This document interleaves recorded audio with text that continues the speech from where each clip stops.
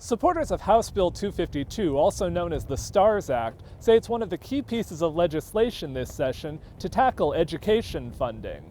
It passed the House with broad bipartisan support. Now it'll be up to the Senate to decide whether to keep it moving forward.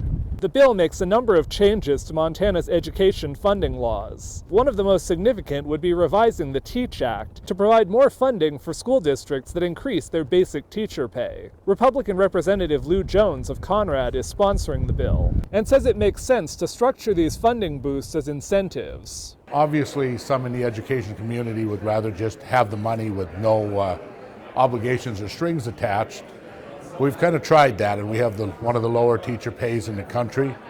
So this incentive package is very directly designed to get money into the classroom for the benefit of kids.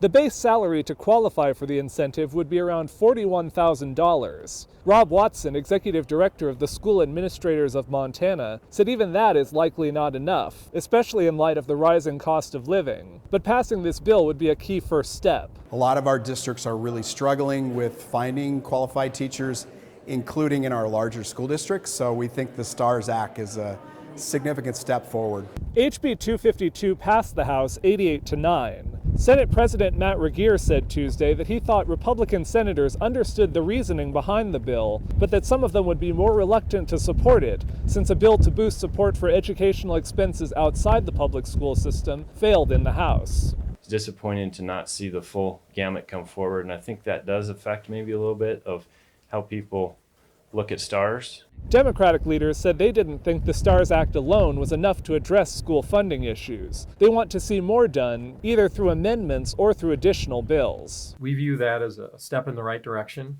in helping new teachers, but we think it can go further. It doesn't do much for existing teachers and retention and pay for those teachers. One of the other major bills educational advocates are looking at is House Bill 15, which would increase state spending on public schools to account for inflation.